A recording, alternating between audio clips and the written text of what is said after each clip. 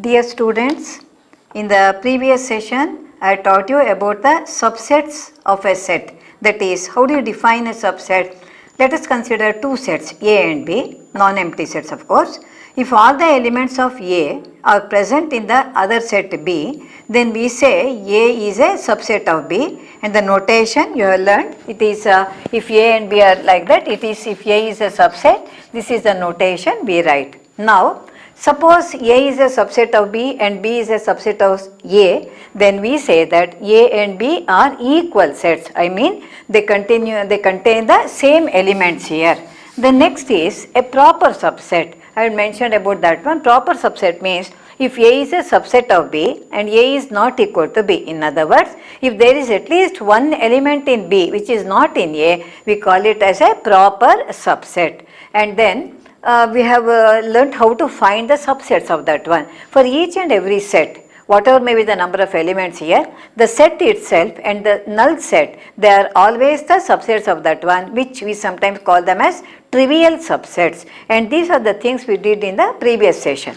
Now in today's session, I am going to teach you about a new topic here. Now the topic is here, intervals as subsets.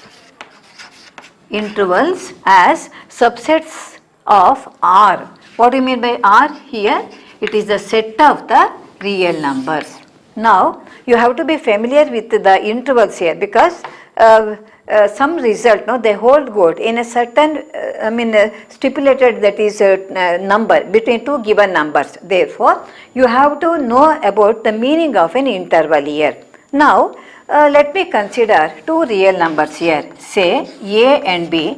Real numbers means they belong to the set of the real numbers, that is R. A, B, they are real numbers. And let me take A to be less than B. Whatever may be the value of A, let it be A be less than B. Then the set of real numbers, the usual notation, set builder form. The set of real numbers contain, that is X here, such that X is real, or you can say X is real, and then A less than X less than B.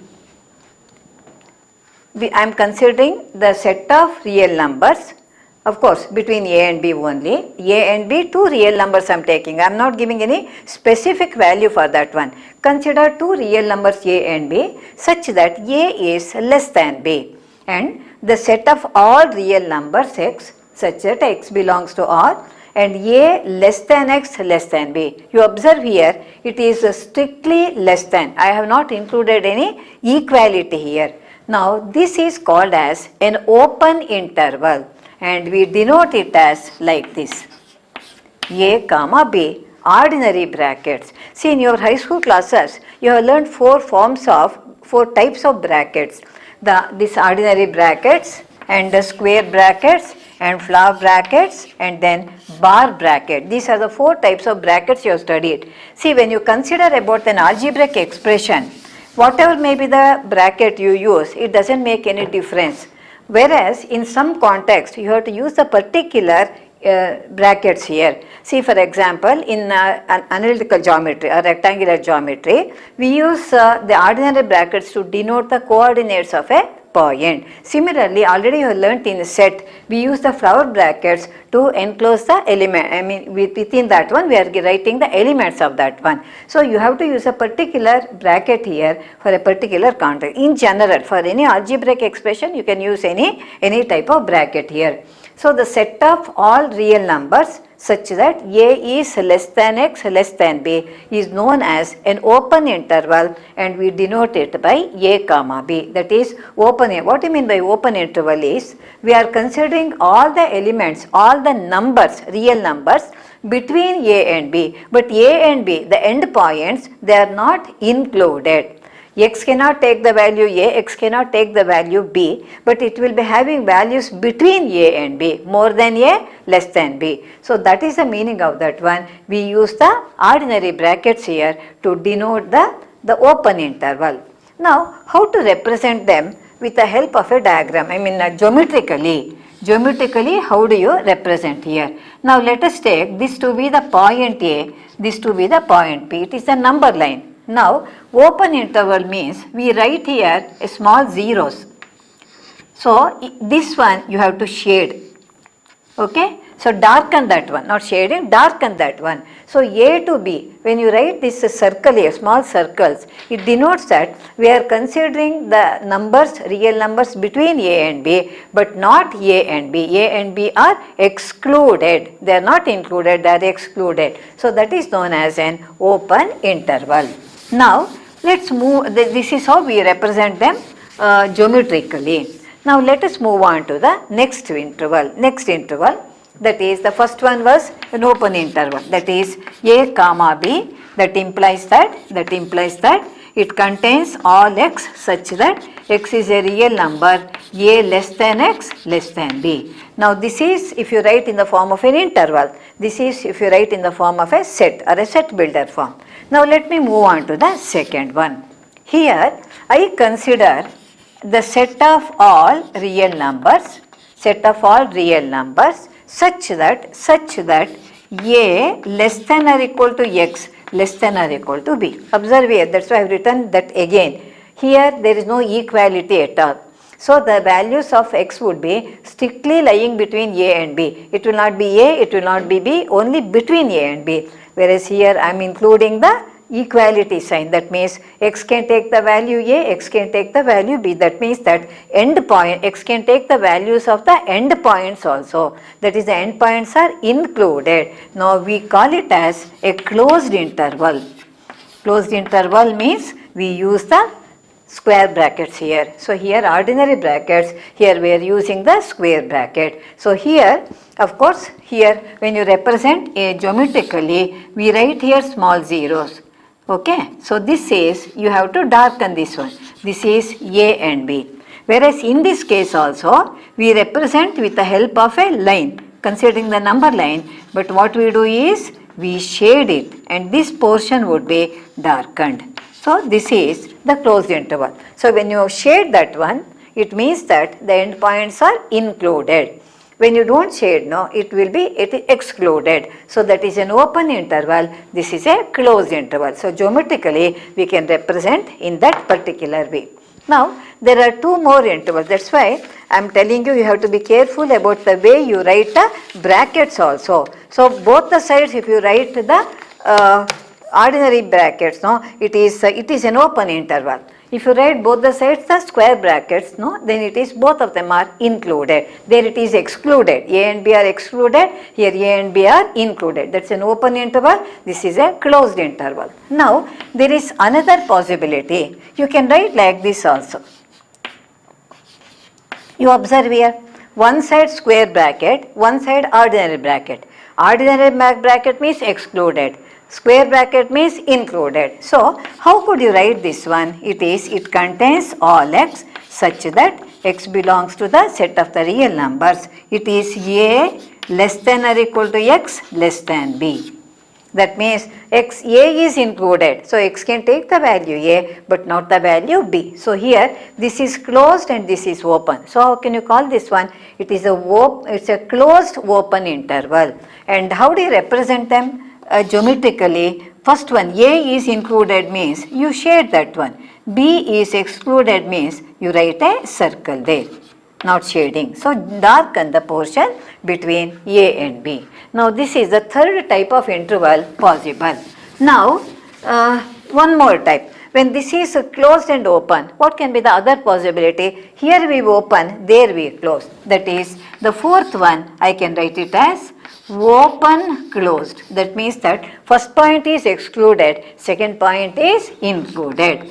So you can write it, it contains all x such that x belongs to R and A less than x less than or equal to B. That means that the end point on the first right hand side, second end point is included, first point is excluded. And how do you write them geometrically? It is here 0 and here it would be shaded. Darken this portion. It is A and B like this.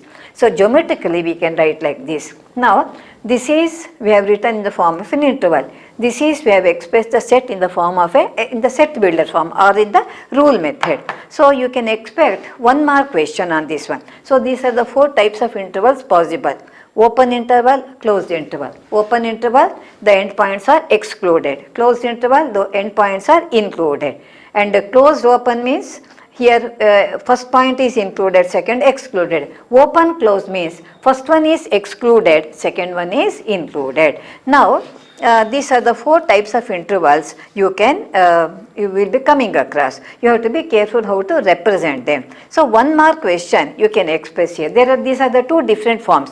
One is in the form of an interval, the other is in the form of a set. So they may ask you like this, when the interval is given, you have to write it in that form, that is the set builder form. When it is given in the form of a set, you have to write that in the form of an interval. So the problems can be expected for a 1 mark question, either from one way to another or from the second to one, that is interval to set builder form or set builder to any one of them can be expected for a 1 mark question. So let me work out some problems here. Here the problem is like this. I am writing the intervals. The sets would be given. You have to write in the form of an interval. That is express or write, you can write in the form of an interval. In the form of an interval. Or the question can be like this, write the following as an interval, like that also it can be asked. The first problem, the set containing all x such that x belongs to R and minus 4 less than x less than or equal to 6. So here I have given the set.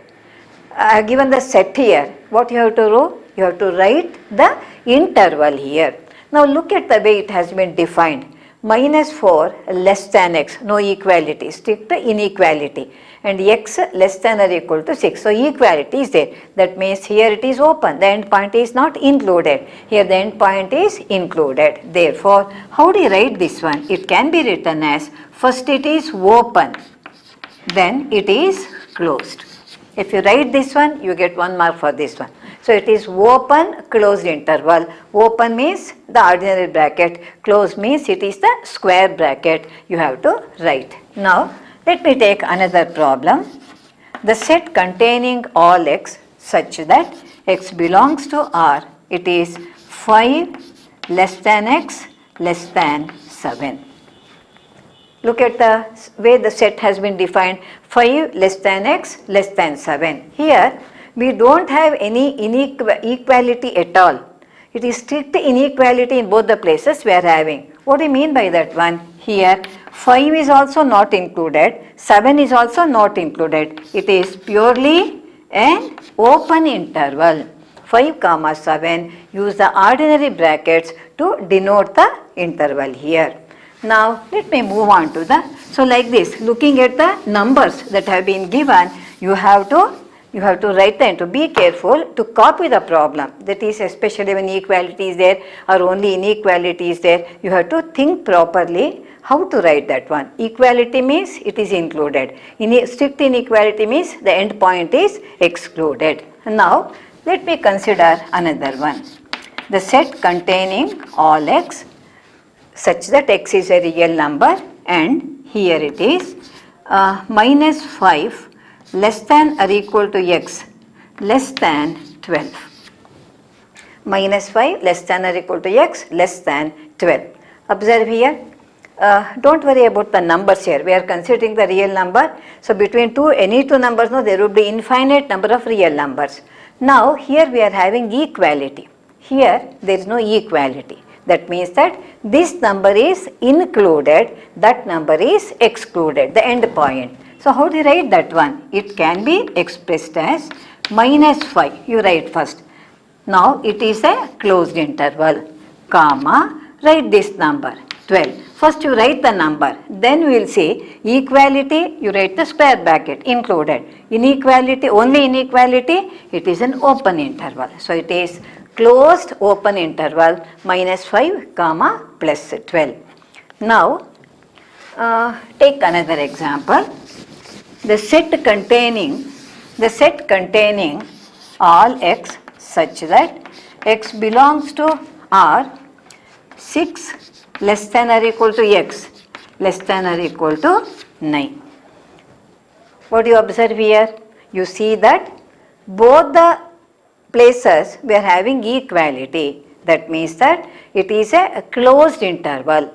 Both 6 and 9, both the numbers are included. So it is a purely closed bracket. How do you write the number 6 and 9? Both ways, both of them have been included. So it becomes a closed interval. So like this, the interval can be closed interval. Interval can be an open interval. That is, both ways it may be closed, both ways it may be open.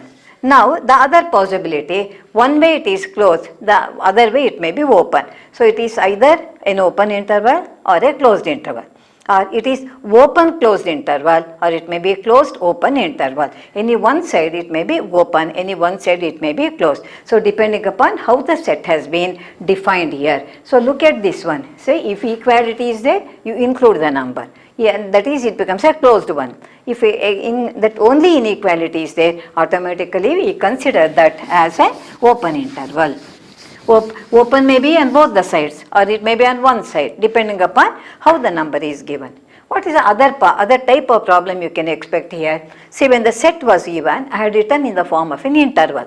Now, when an interval is given, you have to express in the form of a set. So, express in the form of a set. Or actually it is a set builder form. We have to say set builder form. Now, first one, I am giving an interval here, minus 3 comma 0. Of course, we are considering only set of real numbers here. Look at this one. We are having ordinary bracket. That means that it is an open interval. Minus 3 is also not included. 0 is also not included. So, how do you write that in the set builder form? Express in the form of a set or the set builder form. It contains all x such that x belongs to R. This much you have to write for all of them. Then looking at the way the interval has been expressed, you write it. Both the sides it is open. That means that minus 3 and 0, both of them have not been included. How do you write that one? Minus 3 less than x less than 0. Don't include the equality there. So it becomes a purely open interval. Now let me consider another example here. It is 6, 12. What I have used here? Both the sides, now I have used the square bracket here. That means that both 6 and 12 are included. So what I say, it is a closed interval. First we write, it consists of all x such that x belongs to R. Write the number, that is 6 less than or equal to x less than or equal to 12 here. So here when the square bracket is there, write the equality. When the open bracket is there, don't write only the inequality has to be written. So it is purely an open interval, it is purely a closed interval. Now let me consider other type of intervals also. For example, look at this one. I am having 4 here, square bracket. With the 9, it's an ordinary bracket. What does it mean? It is closed here, it is open here. How do you write that one? It contains all x such that x belongs to R. This is common for all the set that you are writing. Now 4 less than or equal to x less than 9. So I have included the equality for the first part. First endpoint is included, second endpoint is excluded. Let me consider another one. It is say 3 comma 10.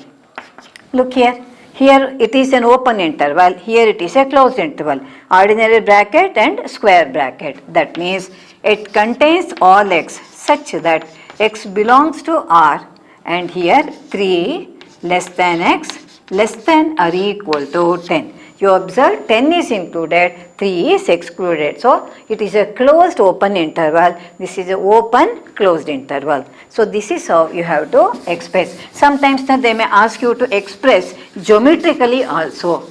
They may ask you convert or express the interval as a set, or express the set as an interval, represent them geometrically. If they ask you to represent them geometrically, I had to mention how to write that one. Draw the number line, mark the numbers here, 3, 4 or whatever it is, and if it is included, you just write a small circle and shade it. If it is excluded, write only the small circle. In between two numbers, no, you have to darken that one. So this is the procedure.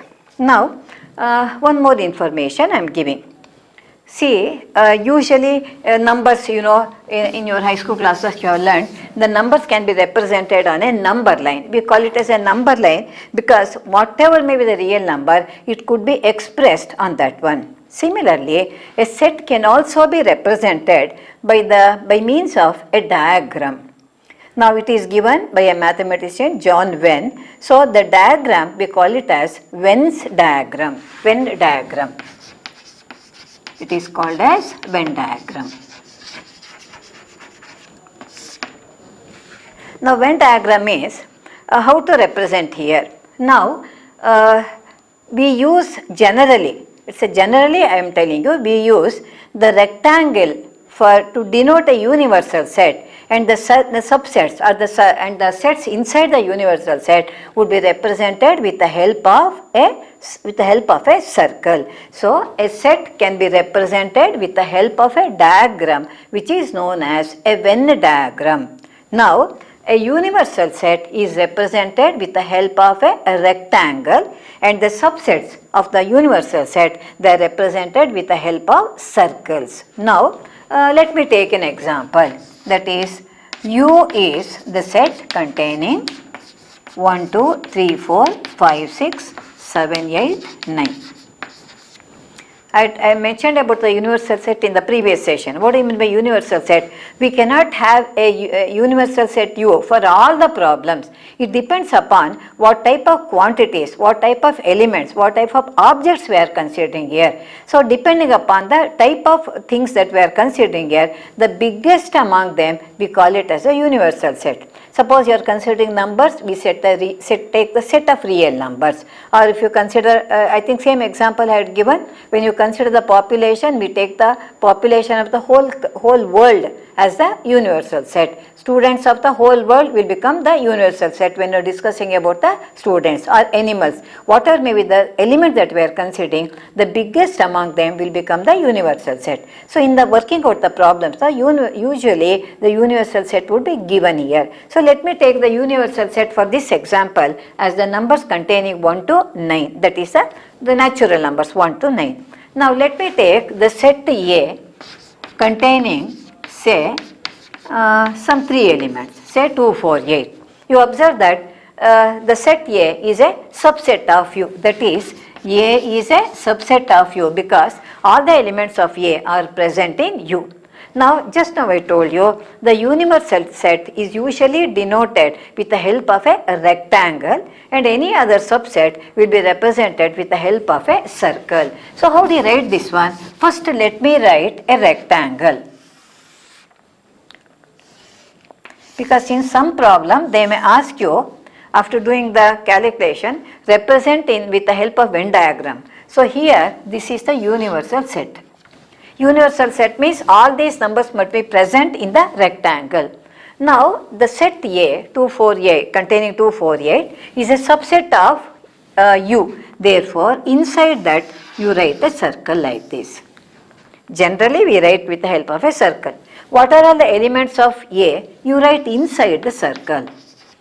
There is no rule that you have to write 2 there like that. Anywhere inside this one. Now this is A. So this is the set A, which is a subset of U, and A has been denoted with the help of a circle, and U has been denoted or represented with the help of a rectangle. Now apart from 2, 4, 8, there are some more elements here. The other elements are written outside. Now 1, 2 is there, don't write again. Then 3, anywhere you can write, there is no rigidity here. And then 4 is there, so 5, then 6, 7, 9. Altogether all the numbers should be there, 1, 2, 3, 4, 5, 6, 7, 8, 9. So if the particular set is containing a few elements, no, they have to be written inside the circle which we have denoted as A. The remaining elements, so anywhere inside the rectangle you can write. There is no rule that you have to write 1 year. You can write 1 year, 6 year, 5 there, anywhere. But this is how we represent, because it's only a collection, as you know. Whenever I say it is a set, no, set is always a collection. So order is not important. Here also I can start with the 9, I can write 1 in between like that, because it is only a collection here. Now this is how we represent with the help of a Venn diagram. Now let me take another universal set, say containing some more elements, say 1 to 12. Let me take the set A containing 1, 3, 5, 7. 1, 3, 5, 7. Let me take another subset. It is 2, 4, 6 and 12. A is containing some elements, B is containing some elements. Observe, all these elements are present in the universal set. What you can say? What you can say? A is a subset of U and B is also a subset of U. Correct? This is the universal set. A is a part of U, B is a part of U. How do you write that? With the help of a Venn diagram. Now let me write here, as usual, the rectangle. So write it as U. Now there are two sets here. In the previous example, I had taken only one subset. There are two subsets here. First denote the first one as A, the second one as B. Let me write those elements which are in A inside the circle named as A. 1, 3, 5, 7. The other one 2, 4, 6, 12. So 8 elements I have written already. And there is no common element as such in this one. And how many elements were present? 12 elements were present. 4 and 4, 8 I have written. What are the remaining elements? See, 1, 2, 3, 4, 5, 6, 7 are already there. What is the other element? 8 is there. You need not write comma also. Then write 9 and then 8, 9, 10 you can write and 11. So these are the remaining elements. So altogether 12 elements, 4 here, 4 there, remaining 4. I can write 8 here, I can write 10 there, anywhere inside the rectangle you have to write. Now this is how we represent the set here. So sometimes in the problem, sometimes they ask you after doing some operation, after working out the problems, no, they may ask you represent them with the help of a Venn diagram. In that case, no, you have to write it like this. So a set can be represented with the help of a diagram called as a Venn diagram. And the universal set is represented with the help of a rectangle, and all its subsets would be inside the rectangle. With the help of a circle, we denote them. So in the coming session, next session, I am going to teach you the operations on sets. Like in the numbers we add, subtract, multiply, divide, the fundamental operation. Similarly on sets also, we can do a special type of operation which I am taking up in the next session. Thank you.